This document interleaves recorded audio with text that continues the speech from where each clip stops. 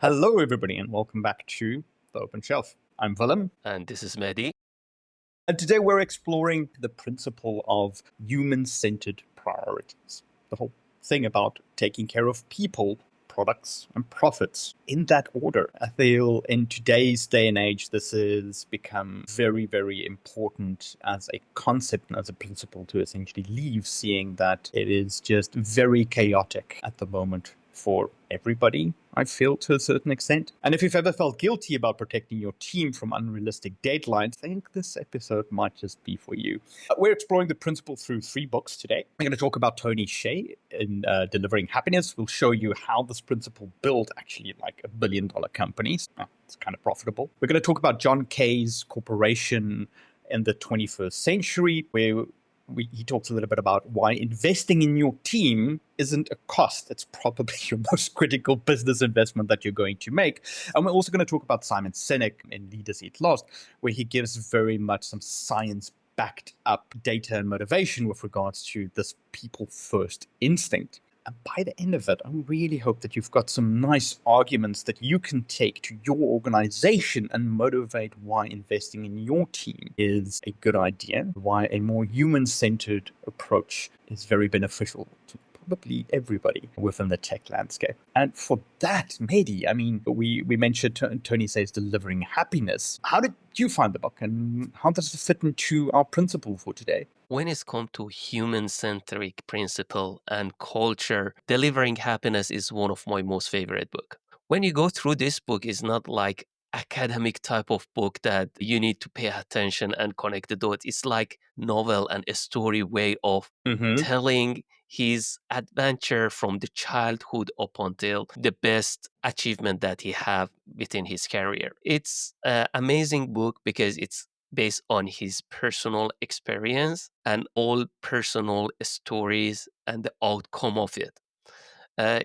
One of his adventure was link exchange that he and one of his colleague, both they was working in Oracle. They resigned and start their own venture, and they get the offer after 5 months or so for $1 million, and they decide not to sell it. They say after 5 months we get such an offer, it means it have potential. And after a few more months, they get another offer from Yahoo, $20 million. And they decide not to sell it either up until Microsoft give them offer for $265 million.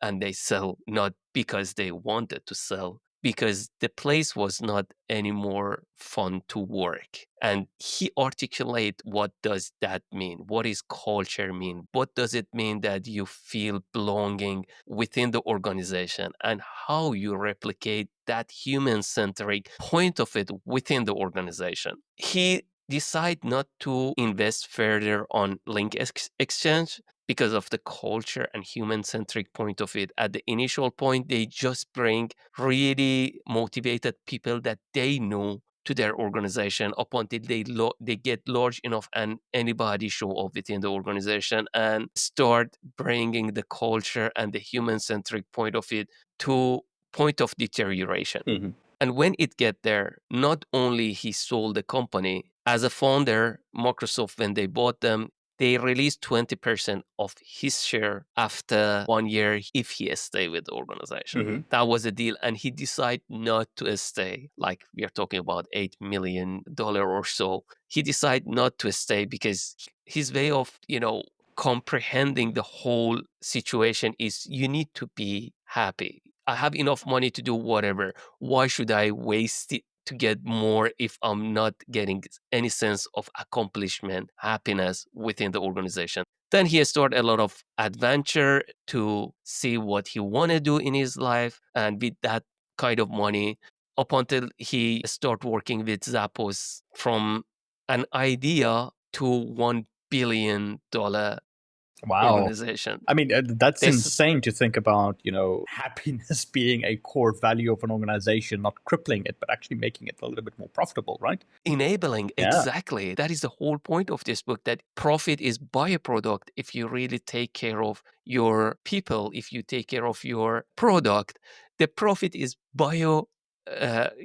result of these kind of things. And it articulated like within Zappos, everybody from the customer service to software engineering, they need to go through four weeks of training for customer service because it's their core value.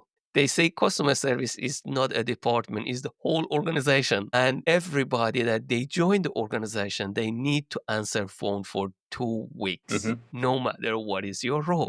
So you know exactly what is this company is built of, why you want to do this and how you want to do this. And the thing is that Tony was saying, they was not giving a script to the customer service. They say, you just use your best judgment to keep the client happy. And they come with the extreme example that, hey, they call the customer service and say, hey, we are in the hotel, they don't have delivery now, and we want pizza. Can you help us with that? And the customer services say, give us your address. And they try to find the closest open places at that time, at that town.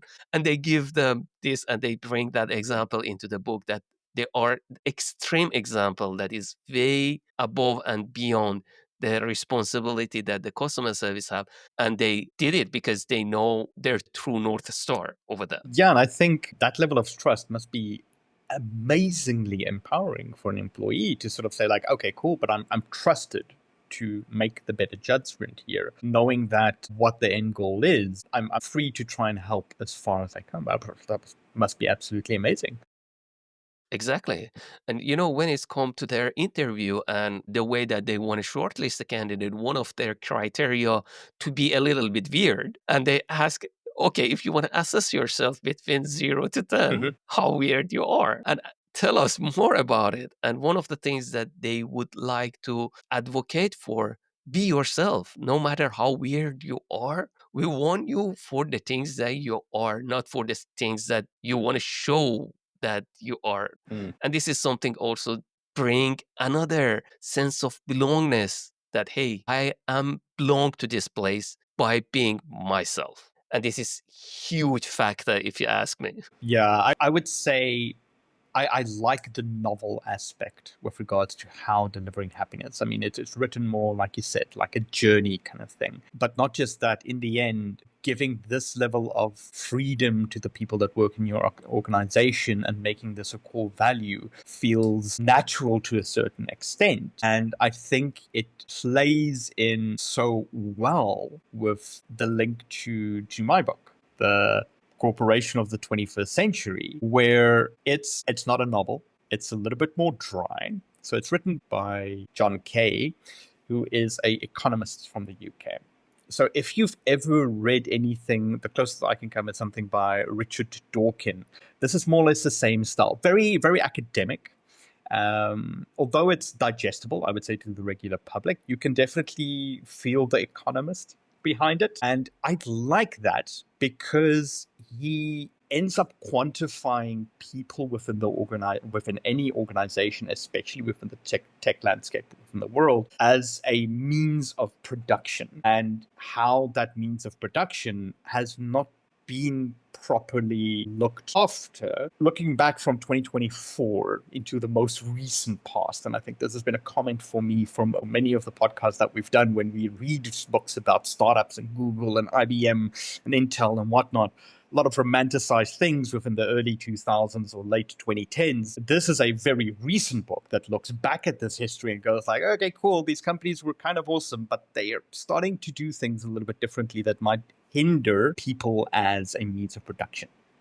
And he has this statement that really resonated with me, where he essentially says, as a means of production, increasingly, people take the production plant in themselves home every evening and need to show up the next day. So how do you look after your plant in a way that actually helps you with some sort of economic advantage? He sort of talks about like every single dollar spent developing a team's expertise just has this multiplication effect into your business capability in the long term. And I feel that the content of the book with regards to how you approach things like training budgets and how you approach things from business value and purely from a economic perspectives gives you a lot of language to use when you need to stand in front of leadership and stand in front of the people that essentially approve the budget and motivate why investing in people is beneficial to the company. They're not just overhead. It's a capital investment that you're currently doing.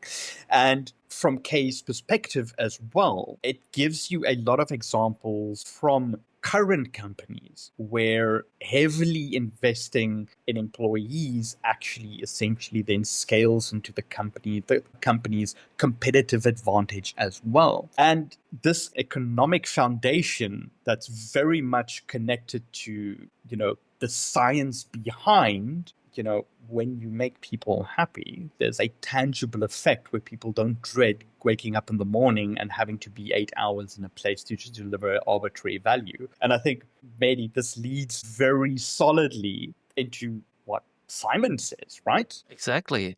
And but the connection that also this one have with delivering Mm-hmm. happiness, what Zappos was doing, they was mentioning is not really the people that is our first most important things, but the pipeline that we make out of it Mm-hmm. in order to make sure that we can make these things replicable and make it easy to happen, and how you bring passion to the people. The approach that they was taking was quite interesting, Mm-hmm. that especially when it's come to merchant, instead of going and find people in that category, Yeah. they bring in turn that they have passion in that area, and they invest on their training them, and they didn't mind for them to leave for better position. They was advocating, okay, if you think that you already get what you want Mm-hmm. in this organization, we advocate you to go for better position in different organization, but at the same time they have their pipeline ready that the next person come and they get the position over here. It goes hand in hand together. It's a science that you need to really understand what bring happiness and how is that Maslow hierarchy look like. You cannot jump into the highest level, but building on top of each other. Yeah, and I also sort of agree here because, I mean, in the end, if we look purely at the KPI, people spend 8 hours of the day, 5 days a week in the office. But 100% utilization of the time they spent in the office does not necessarily equate to any form of product. I mean, I've been a Exactly. box ticker before in my life, and really, if I was honest to myself, and normally I was adding absolutely zero value within the 8 hours that I was sitting there within the company. So, would you rather have a passionate 100%, 80%, 60% sort of pure dedication, passion from an employee being put into 100% utilization, or would you have it at 0 or 10%? This I think is sort of makes a big difference in the long run, and just normal KPIs don't just show that, right? And I mean, Exactly. this is this is also why I like the 21st Century Corporation, the book, as much, because it tries to quantify that more in terms of a tangible measure than just 8 hours a day in an office and then you've got a productive employee, which is rarely to never the case, right? Exactly, exactly. And the transition that we have from this 21st century to Simon Sinek leaders it last is like Simon bring different perspective over here. He's like mentioning the problem is not management but leadership. People, they don't go to work hoping somebody manage them, but somebody lead them. And what make really good leader, Simon is always taking extreme example when it's come the stake are high, when it's in military, marine, like when people life is on stake, Mm-hmm.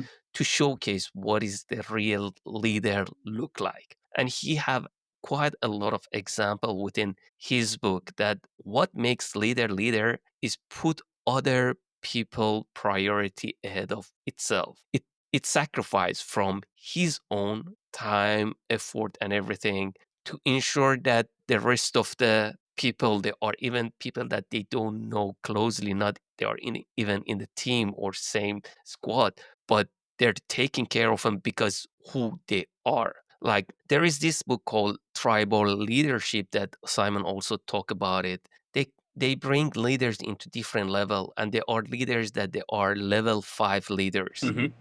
And level 5 leaders, what make them apart, they don't care what whether they have anything in it for them or not. They do the right thing. It's, let's say, it's the last day within the organization that they're working, and still they try to do the proper handover. Still they try to close whatever they was responsible for. I had few example of working with this sort of people that they have this accountability. Slavomir was one of them. We worked together with him, if you recall. Yep. And up until the last day, he was really taking the responsibility, although he come to our organization as a consultant, but he had this sense of ownership that, hey, this is something that I done and I want to just hand it over properly. Up until the last minute, let me put it this way, he was working to just close whatever pending item he have in his bucket. Also, I was in another organization, same situation. I had a colleague called Johan. He was with the organization also as consultant. Hmm. He was doing fantastic job up until the last day. He had better visibility on the whole ecosystem of that organization, better than all the permanent employees to that extent. Yeah. And that's what make them apart. Definitely. And I think when I look back at my sort of experience, the first couple of years as a consultant was that sort of stress, latent stress that's there. I was very fortunate in that I had very strong leadership within the company that I joined at that stage. Although you were very much solo with clients, you had a good foundation that you can fall back on. I really struggled with burnout, and to a certain extent, cortisol. And I think people tend to miss the fact that we are basically, biological mech suits being piloted by a brain trying to, just exist in freedom. And hormones play a very big part in how we coexist with other peoples as well. And I mean, cortisol for me was a major challenge because at some stage I became extremely overweight. Doesn't really matter what you do. That levels of stress does not constitute a healthy human being in the long run. And I think if you look at most of the environments we're going through, we could use a lot more of the good part of what Simon mentions from the actual physiological science map part of it, meaning endorphins, dopamine, serotonin, oxytocin, these kind of like things that we normally have to motivate us to not just engage with something, but actually work as a group better together instead of the overloads of cortisol we currently have. The world is a very stressful place at the moment. And yes, I understand that Simon uses very extreme examples here, but I mean, he's trying to do that to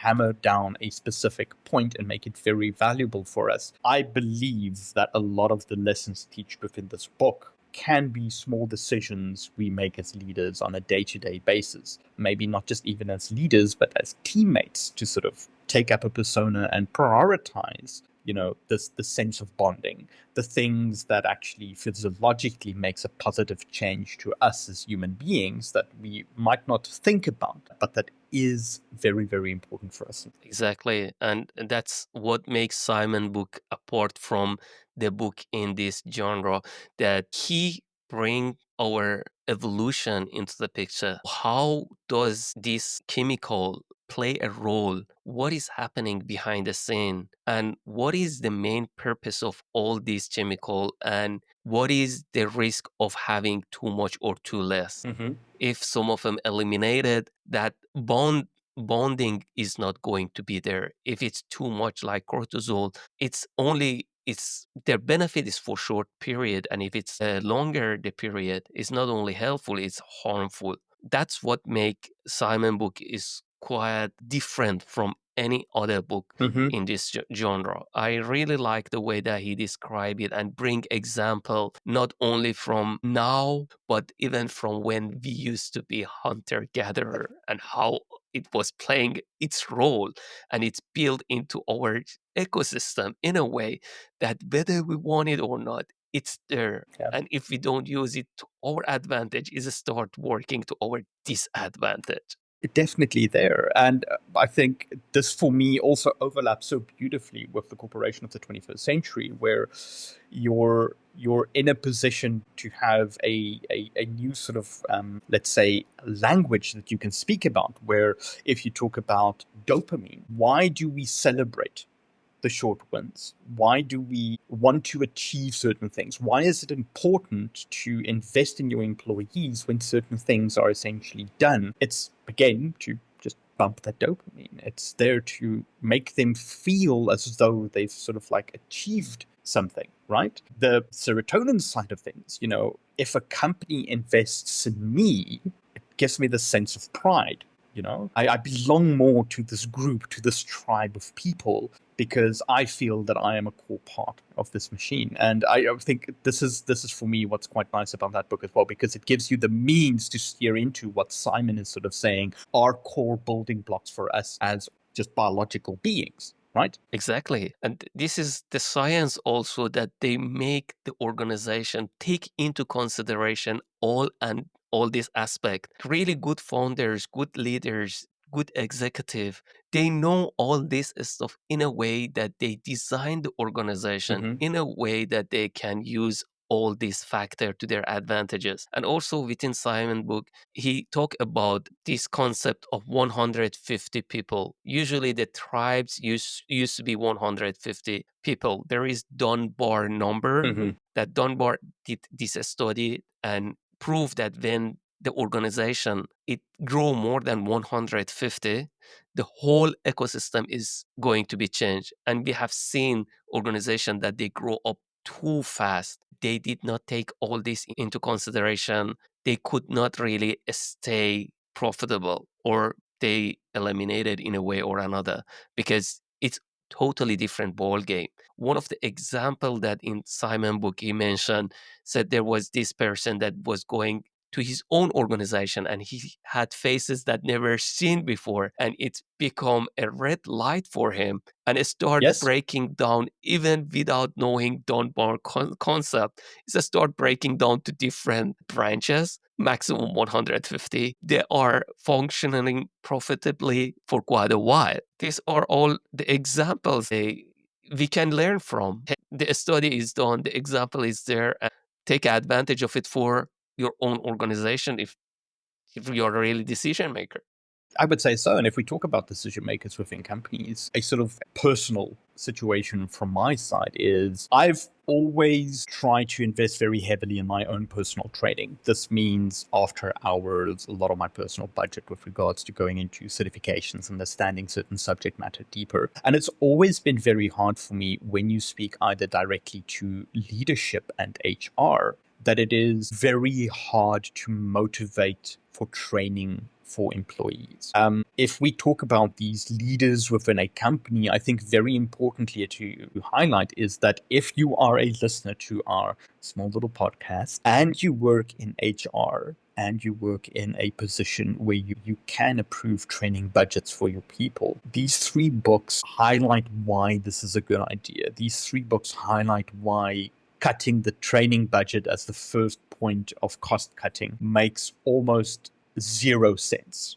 And I've always found it a struggle to talk to these specific personas within a company when they see training as a unnecessary expense. I think the most interesting thing, and that I can sort of quote that I can use to encapsulate the whole story, is the thing about like we need this team trained in a specific expertise, like you mentioned in delivering happiness, is they need to go through customer service to understand why the hell we're doing this business, regardless of what the hell they do.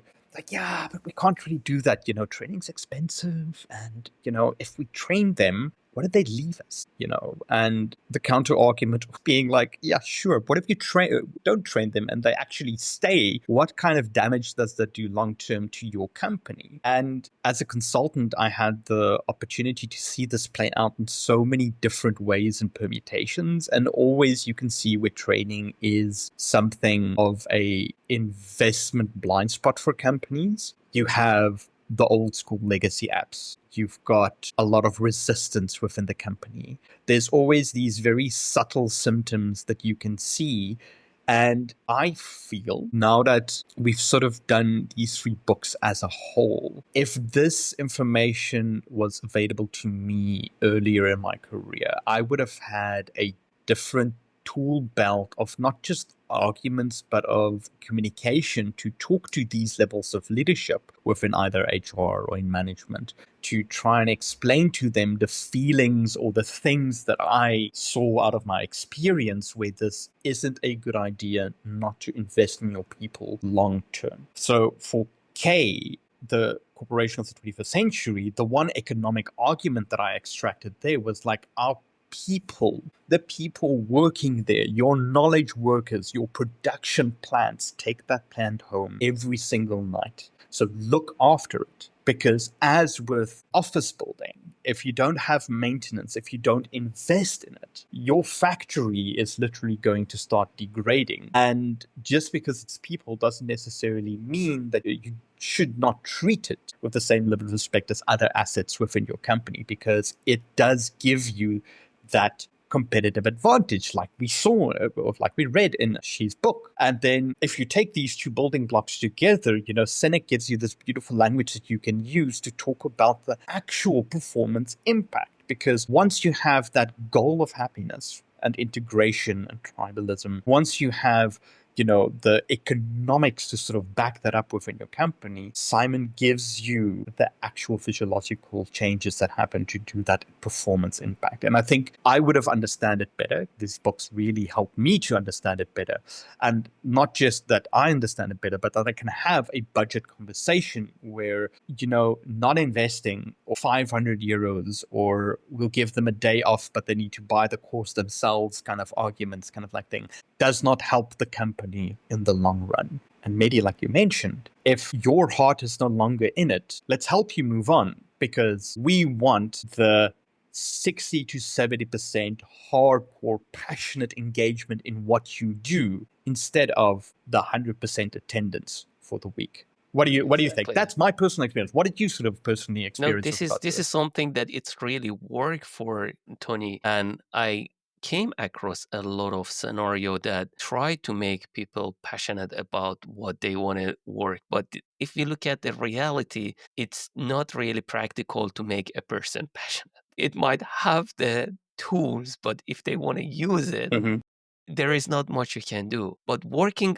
the other way around, bring passionate people into for that particular department and train them, you have way better chance. And when you train them, and since it's their passion, the chance of staying with the organization and thrive is much more. Looking at all these concepts that we go, still when we come to real world, there are stuff that I can see is difficult. Let's say Simon Sinek in his book, he was mentioning there was this organization that treating the factory workers differently from other parts of the organization. They needed to come up on time. They had their all equipment in the place that they could not even access themselves without it. And the person that come to change the organization, listen to their concern and make them more responsible for themselves.